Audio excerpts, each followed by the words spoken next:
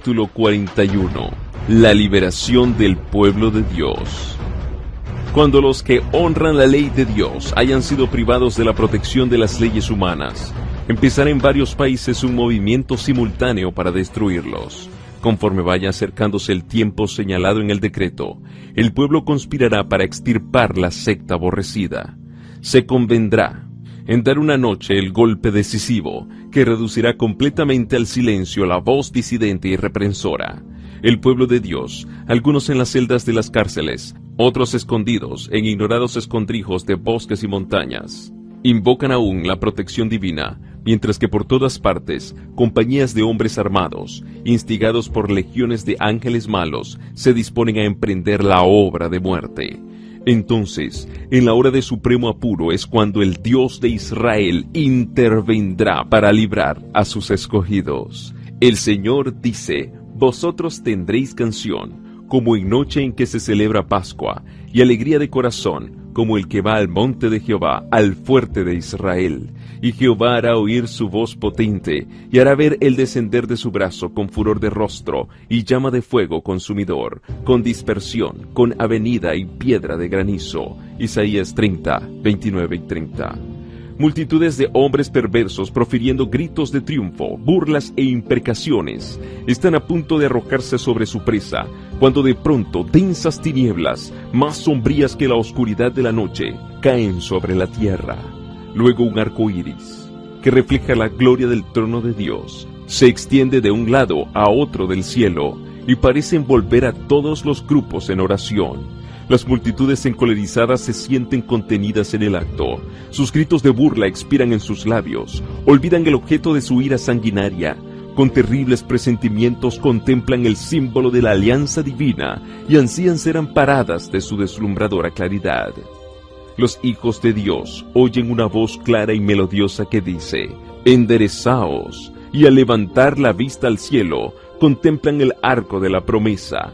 Las nubes negras y amenazadoras que cubrían el firmamento se han desvanecido, y como Esteban, clavan la mirada en el cielo, y ven la gloria de Dios y al Hijo del Hombre sentado en su trono. En su divina forma, distinguen los rastros de su humillación, y oyen brotar de sus labios la oración dirigida a su Padre y a los santos ángeles: yo quiero que aquellos también que me has dado estén conmigo en donde yo estoy. Juan 17:24. Luego se oye una voz armoniosa y triunfante que dice: helos aquí, santos, inocentes e inmaculados, guardaron la palabra de mi paciencia, y andarán entre los ángeles, y de los labios pálidos y trémulos de los que guardaron firmemente la fe, sube una aclamación de victoria. Es a medianoche cuando Dios manifiesta su poder para librar a su pueblo. Sale el sol en todo su esplendor, sucédense señales y prodigios con rapidez. Los malos miran la escena con terror y asombro, mientras los justos contemplan con gozo las señales de su liberación. La naturaleza entera parece trastornada, los ríos dejan de correr, nubes negras y pesadas se levantan y chocan unas con otras. En medio de los cielos conmovidos hay un claro de gloria indescriptible, de donde baja la voz de Dios semejante al ruido de muchas aguas, diciendo: hecho es. Apocalipsis 16:17. Esa misma voz sacude los cielos y la tierra. Síguese un gran terremoto, cual no fue jamás desde que los hombres han estado sobre la tierra. Versículo 18. El firmamento parece abrirse y cerrarse. La gloria del trono de Dios parece cruzar la atmósfera. Los montes son movidos como una caña al soplo del viento, y las rocas quebrantadas se esparcen por todos lados. Se oye un estruendo como de cercana tempestad.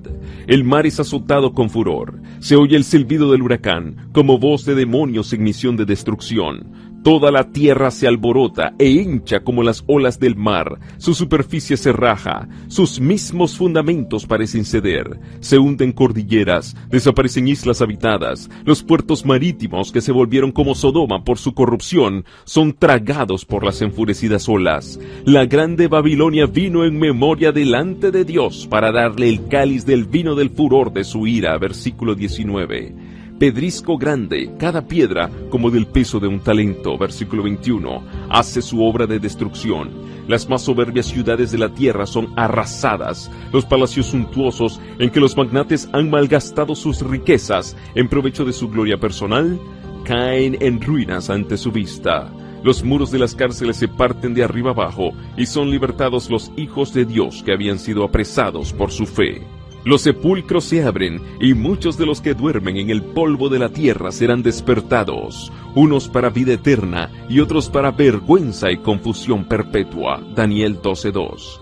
Todos los que murieron en la fe del mensaje del tercer ángel salen glorificados de la tumba para oír el pacto de paz que Dios hace con los que guardaron su ley.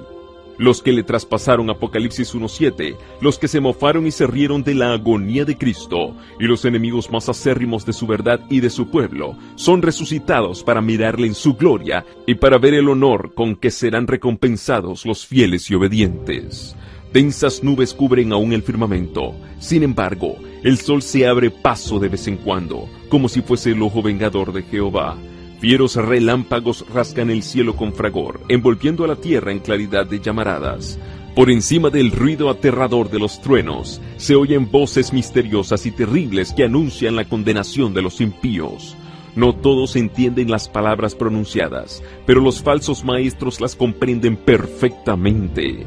Los que poco antes eran tan temerarios, jactanciosos y provocativos, y que tanto se regocijaban al ensañarse con el pueblo de Dios observador de sus mandamientos, se sienten presa de consternación y tiemblan de terror. Sus llantos dominan el ruido de los elementos. Los demonios confiesan la divinidad de Cristo y tiemblan ante su poder, mientras que los hombres claman por misericordia y se revuelcan en terror abyecto.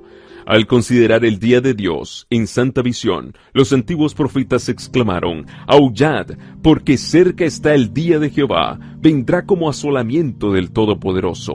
Métete en la piedra, escóndete en el polvo, de la presencia espantosa de Jehová y del resplandor de su majestad.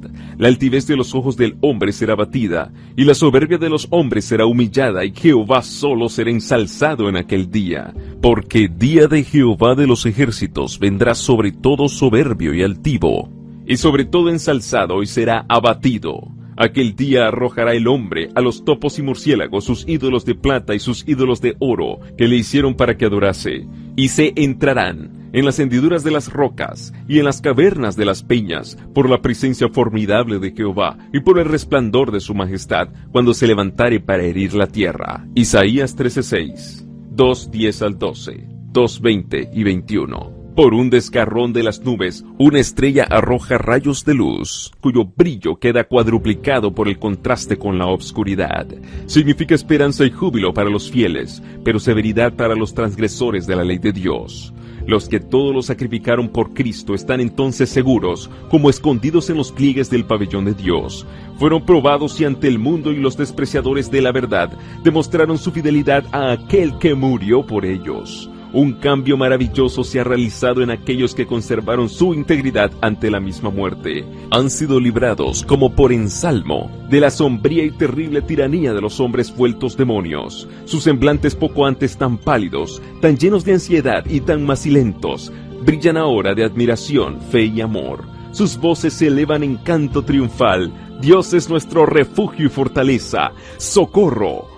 Muy bien experimentado en las angustias. Por tanto, no temeremos, aunque la tierra sea conmovida, y aunque las montañas se trasladen al centro de los mares, aunque bramen y se turben sus aguas, aunque tiemblen las montañas a causa de su bravura. Salmos 46, 1 al 3.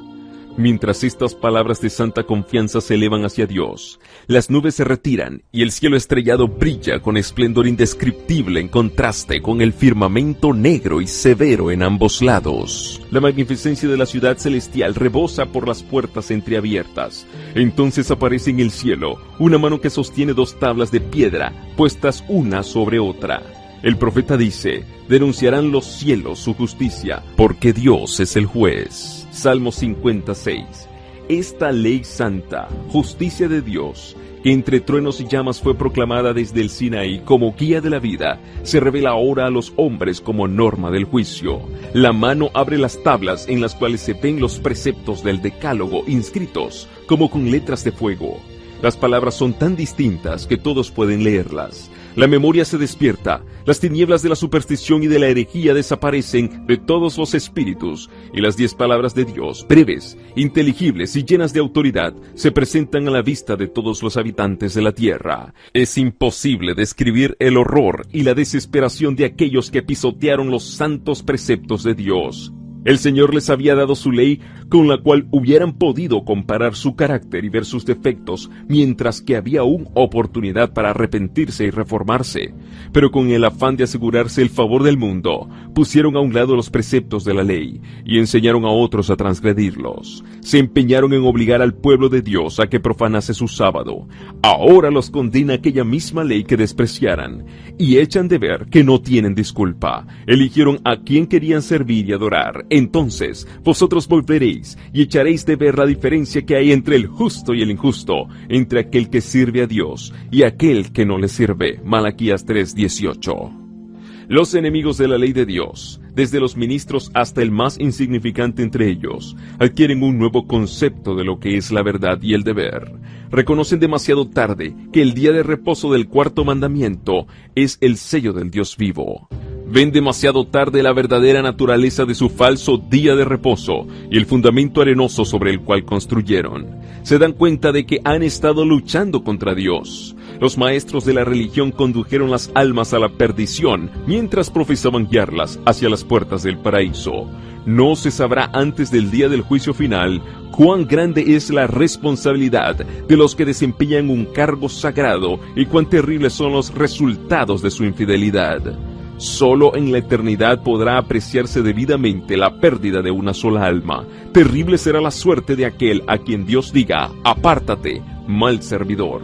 Desde el cielo se oye la voz de Dios que proclama el día y la hora de la venida de Jesús y promulga a su pueblo el pacto eterno. Sus palabras resuenan por la tierra como el estruendo de los más estrepitosos truenos. El Israel de Dios escucha con los ojos elevados al cielo. Sus semblantes se iluminan con la gloria divina y brillan cual brillara el rostro de Moisés cuando bajó del Sinaí. Los malos no los pueden mirar, y cuando la bendición es pronunciada sobre los que honraron a Dios, santificando su sábado, se oye un inmenso grito de victoria.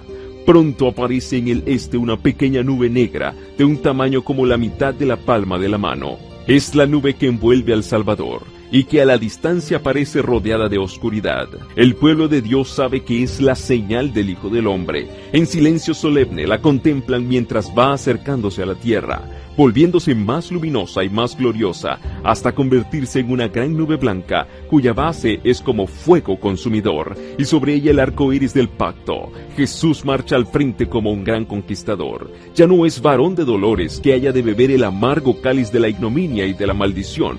Victorioso en el cielo y en la tierra, viene a juzgar a vivos y muertos. Fiel y veraz, en justicia juzga y hace guerra, y los ejércitos que están en el cielo le seguían. Apocalipsis 19, 11 y 14. Con cantos celestiales los santos ángeles, en inmensa e innumerable muchedumbre, le acompañan en el descenso. El firmamento parece lleno de formas radiantes, millones de millones y millares de millares.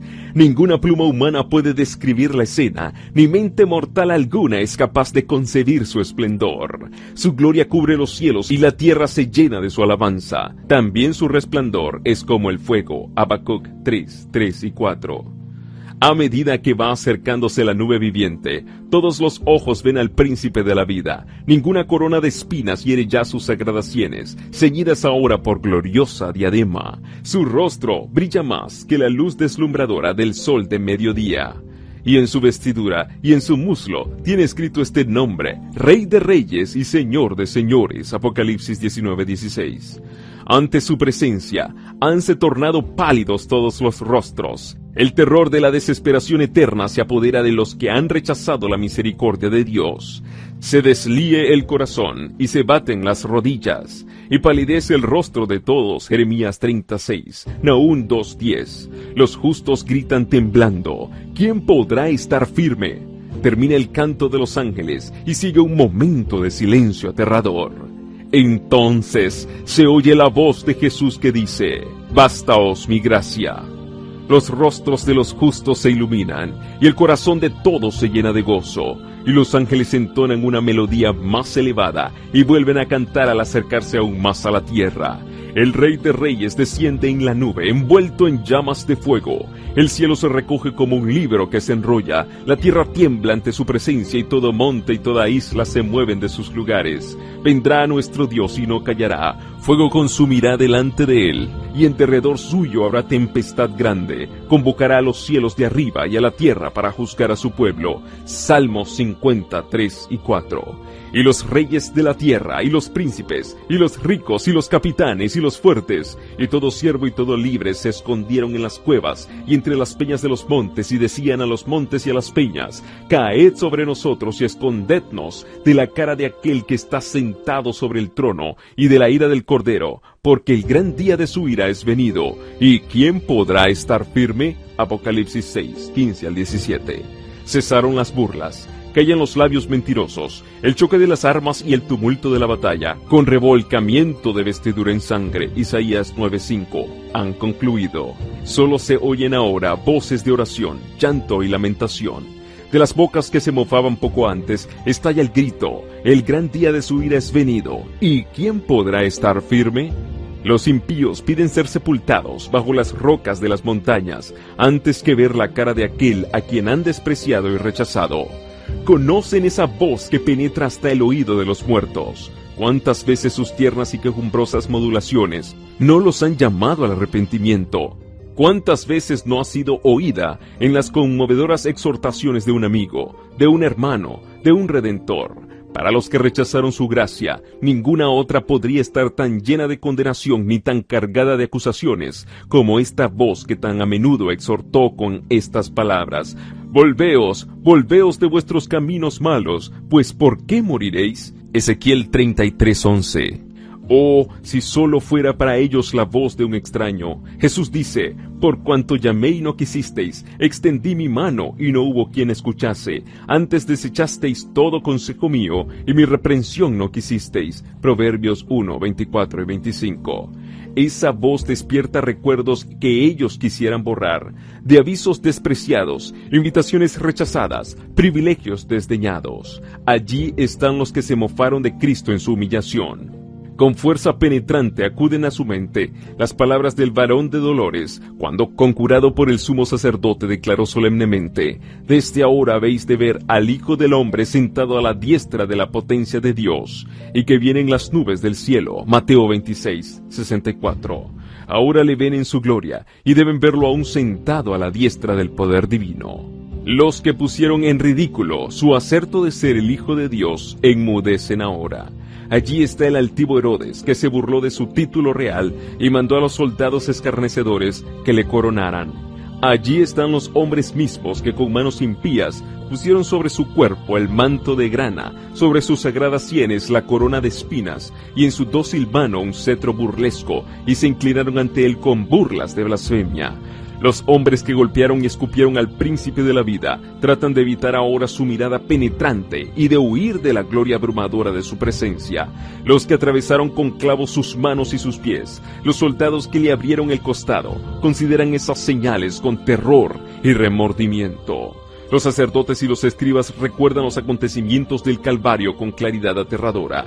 Llenos de horror recuerdan cómo, moviendo sus cabezas con arrebato satánico, exclamaron: a otro salvó, a sí mismo no puede salvar. Si es el Rey de Israel, descienda ahora de la cruz, y creeremos en él. Confió en Dios, líbrele ahora, si le quiere. Mateo 27, 42 y 43. Recuerdan a lo vivo la parábola de los labradores que se negaron a entregar a su señor los frutos de la viña, que maltrataron a sus siervos y mataron a su hijo.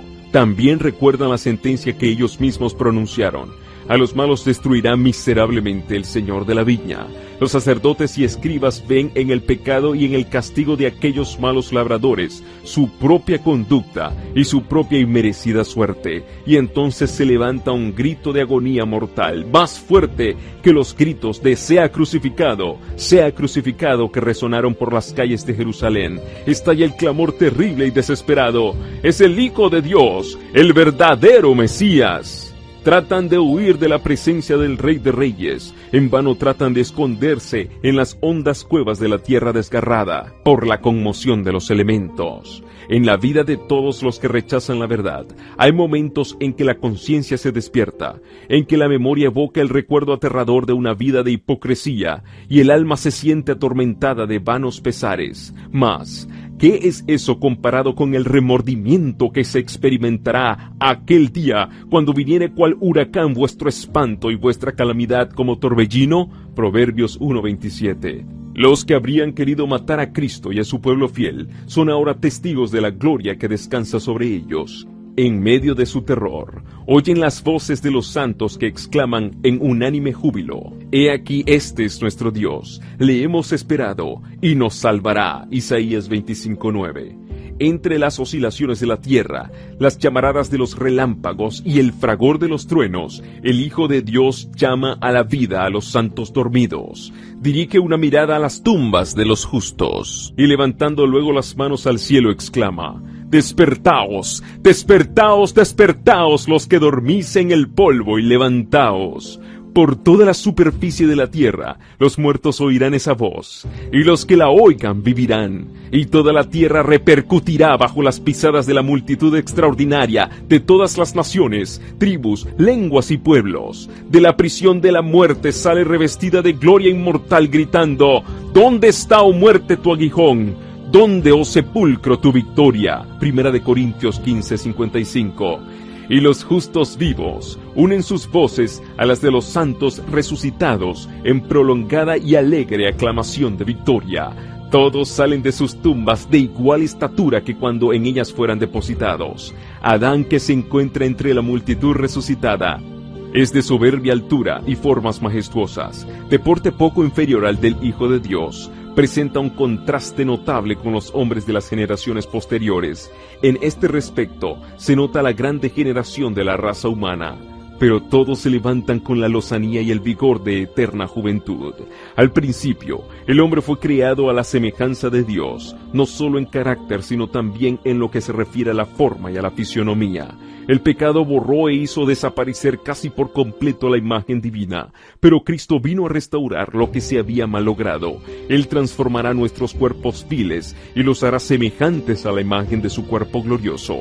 La forma mortal y corruptible, desprovista de gracia, manchada en otro tiempo por el pecado, se vuelve perfecta, hermosa e inmortal. Todas las imperfecciones y deformidades quedan en la tumba, reintegrados en su derecho al árbol de la vida. En el desde tanto tiempo perdido Edén, los redimidos crecerán hasta alcanzar la estatura perfecta de la raza humana en su gloria primitiva. Las últimas señales de la maldición del pecado serán quitadas, y los fieles discípulos de Cristo aparecerán en la hermosura de Jehová nuestro Dios, reflejando en espíritu, cuerpo y alma la imagen perfecta de su Señor. Oh maravillosa redención, tan descrita y tan esperada, contemplada con anticipación febril, pero jamás enteramente comprendida.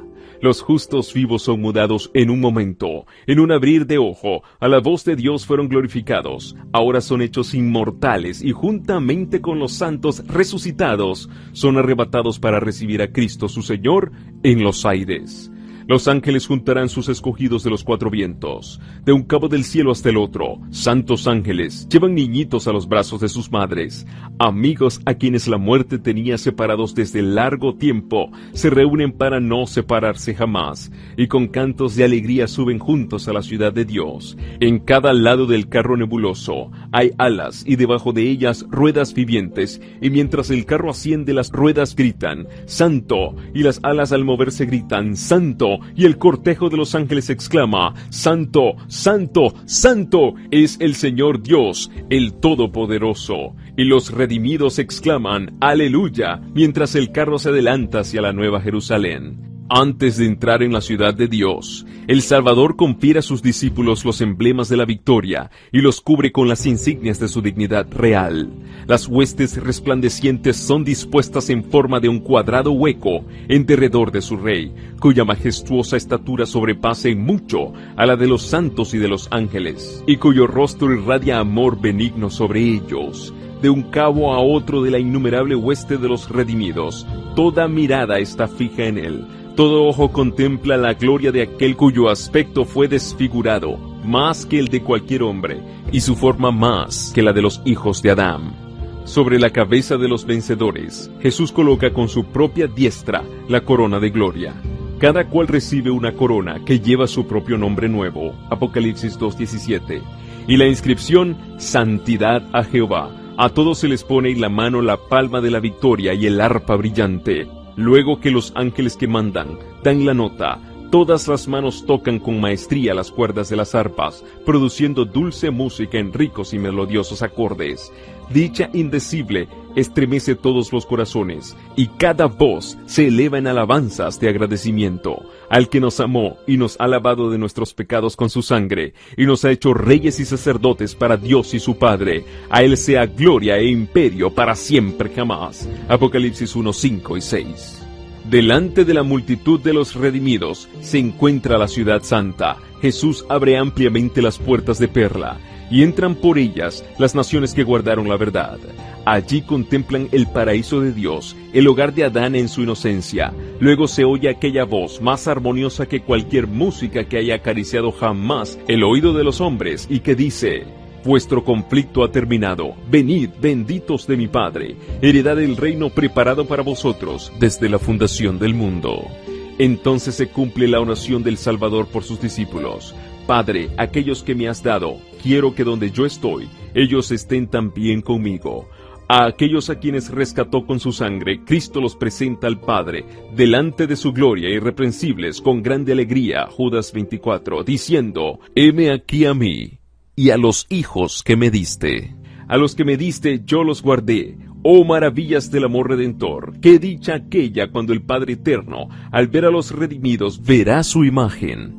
Ya desterrada la discordia del pecado y sus manchas quitadas, y a lo humano una vez más en armonía con lo divino. Con amor inexpresable Jesús admite a sus fieles en el gozo de su Señor. El Salvador se regocija al ver en el reino de gloria las almas que fueron salvadas por su agonía y humillación. Y los redimidos participarán de este gozo, al contemplar entre los bienvenidos a aquellos a quienes ganaron para Cristo por sus oraciones, sus trabajos y sacrificios de amor. Al reunirse en torno del gran trono blanco, indecible alegría llenará sus corazones cuando noten a aquellos a quienes han conquistado para Cristo, y vean que uno ganó a otros, y estos a otros más, para ser todos llevados al puerto de descanso, donde depositarán sus coronas a los pies de Jesús, y le alabarán durante los siglos sin fin de la eternidad. Cuando se da la bienvenida a los redimidos en la ciudad de Dios, un grito triunfante de admiración llena los aires. Los dos Adanes están a punto de encontrarse. El Hijo de Dios está en pie con los brazos extendidos para recibir al Padre de nuestra raza, al ser que Él creó, que pecó contra su Hacedor, y por cuyo pecado el Salvador lleva las señales de la crucifixión. Al distinguir a Adán las cruentas señales de los clavos, no se echa en los brazos de su Señor, sino que se prosterna humildemente a sus pies, exclamando: digno, digno es el Cordero que fue inmolado. El Salvador lo levanta con ternura y le invita a contemplar nuevamente la morada edénica de la cual ha estado desterrado por tanto tiempo. Después de su expulsión del Edén, la vida de Adán en la tierra estuvo llena de pesar. Cada hoja marchita, cada víctima ofrecida en sacrificio, cada ajamiento en el hermoso aspecto de la naturaleza, cada mancha en la pureza del hombre, le volvían a recordar su pecado. Terrible fue la agonía del remordimiento cuando notó que aumentaba la iniquidad y que en contestación a sus advertencias se le tachaba de ser él mismo causa del pecado. Con paciencia y humildad soportó por cerca de 1000 años el castigo de su transgresión. Se arrepintió sinceramente de su pecado y confió en los méritos del Salvador prometido y murió en la esperanza de la resurrección. El Hijo de Dios reparó la culpa y caída del hombre y ahora, merced a la obra de propiciación, Adán es restablecido a su primitiva soberanía. Transportado de dicha, contempla los árboles que hicieron una vez su delicia, los mismos árboles cuyos frutos recogiera en los días de su inocencia y dicha. Ve las vides que sus propias manos cultivaron, las mismas flores que se gozaba en cuidar en otros tiempos. Su espíritu abarca toda la escena, comprende que este es en verdad el Edén restaurado, y que es mucho más hermoso ahora que cuando él fue expulsado. El Salvador le lleva al árbol de la vida, toma su fruto glorioso y se lo ofrece para comer.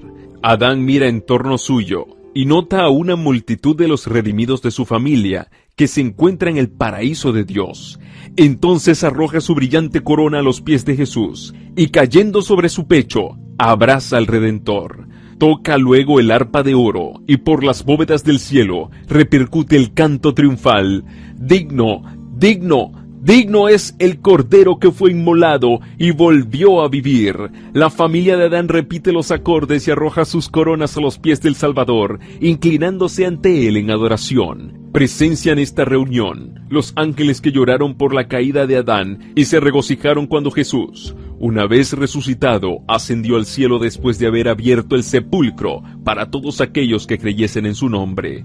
Ahora contemplan el cumplimiento de la obra de redención y unen sus voces al cántico de alabanza. Delante del trono, sobre el mar de cristal, ese mar de vidrio que parece revuelto con fuego por lo mucho que resplandece con la gloria de Dios, hállase reunida la compañía de los que salieron victoriosos de la bestia y de su imagen, y de su señal, y del número de su nombre. Con el Cordero en el monte de Sión, teniendo las arpas de Dios, están en pie los 144,000 que fueron redimidos de entre los hombres. Se oye una voz como el estruendo de muchas aguas, y como el estruendo de un gran trueno, una voz de tañedores de arpas que tañían con sus arpas. Cantan un cántico nuevo delante del trono, un cántico que nadie podía aprender sino aquellos 144,000.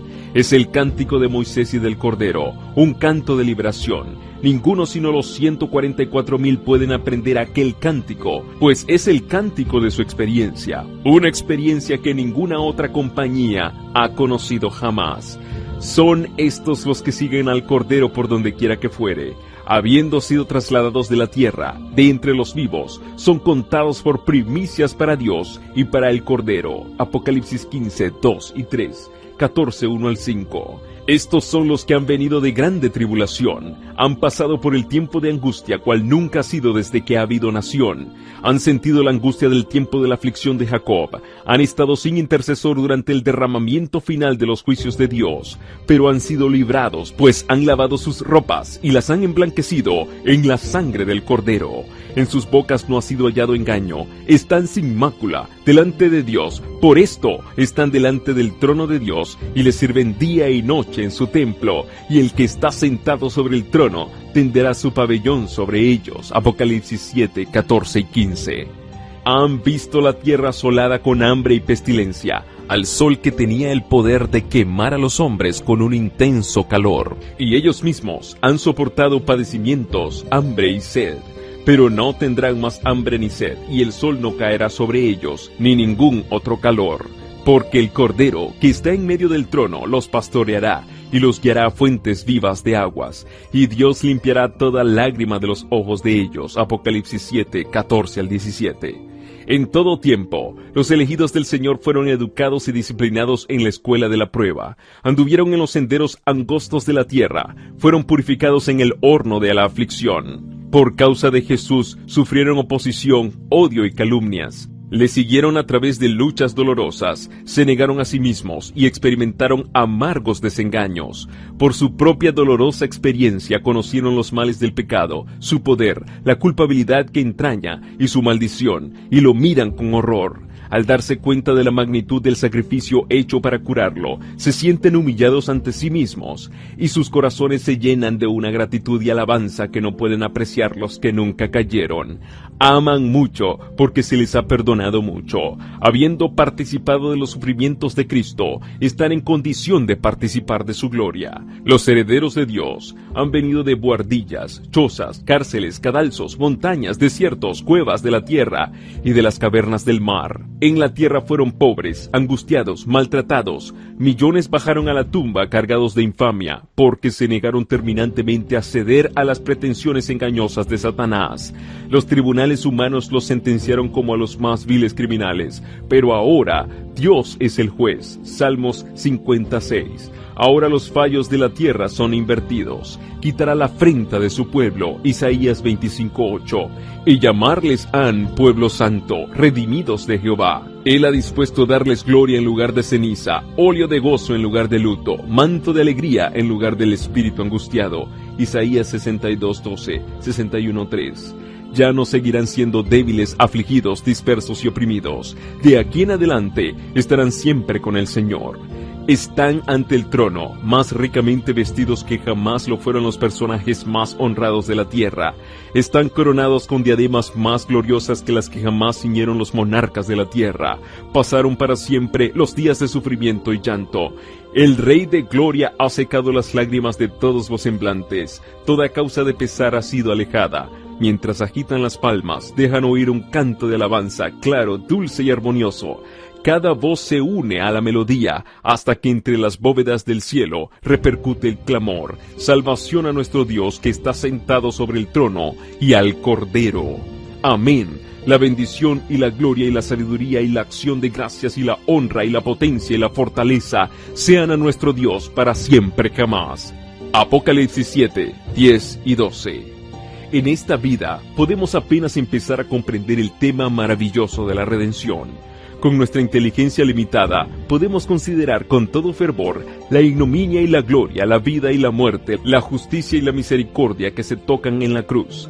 Pero ni con la mayor tensión de nuestras facultades mentales llegamos a comprender todo su significado. La largura y anchura, la profundidad y altura del amor redentor se comprenden tan solo confusamente. El plan de la redención no se entenderá por completo ni siquiera cuando los rescatados vean cómo serán vistos ellos mismos y conozcan cómo serán conocidos. Pero a través de las edades sin fin, nuevas verdades se desplegarán continuamente ante la mente admirada y deleitada. Aunque las aflicciones, las penas y las tentaciones terrenales hayan concluido, y aunque la causa de ellas haya sido suprimida, el pueblo de Dios tendrá siempre un conocimiento claro e inteligente de lo que costó su salvación. La cruz de Cristo será la ciencia y el canto de los redimidos durante toda la eternidad. En el Cristo glorificado contemplarán al Cristo crucificado. Nunca olvidarán que aquel cuyo poder creó los mundos innumerables y los sostiene a través de la inmensidad del espacio, el amado de Dios, la majestad del cielo, aquel a quien los querubines y los serafines resplandecientes se deleitan en adorar, que se humilló para levantar al hombre caído, que llevó la culpa y el oprobio del pecado y sintió el ocultamiento del rostro de su Padre, hasta que la maldición de un mundo perdido quebrantó su corazón y le arrancó la vida en la cruz del Calvario. El hecho de que el hacedor de todos los mundos, el árbitro de todos los destinos, dejase su gloria y se humillase por amor al hombre, despertará eternamente la admiración y adoración del universo.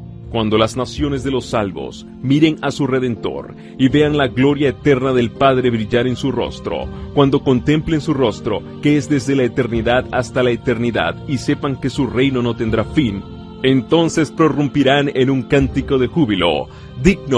Digno es el Cordero que fue inmolado y nos ha redimido para Dios con su propia preciosísima sangre. El misterio de la cruz explica todos los demás misterios. A la luz que irradia del Calvario, los atributos de Dios que nos llenaban de terror respetuoso nos resultan hermosos y atractivos. Se ve que la misericordia, la compasión y el amor paternal se unen a la santidad, la justicia y el poder. Al mismo tiempo que contemplamos la majestad de su trono, tan grande y elevado, vemos su carácter en sus manifestaciones misericordiosas y comprendemos como nunca antes el significado del apelativo conmovedor, Padre Nuestro. Se echará de ver que aquel cuya sabiduría es infinita no hubiera podido idear otro plan para salvarnos que el sacrificio de su Hijo. La compensación de este sacrificio es la dicha de poblar la tierra con seres rescatados, santos, felices e inmortales. El resultado de la lucha del Salvador contra las potestades de las tinieblas es la dicha de los redimidos, la cual contribuirá a la gloria de Dios por toda la eternidad. Y tal es el valor del alma, que el Padre está satisfecho con el precio pagado, y Cristo mismo, al considerar los resultados de su gran sacrificio, no lo está menos.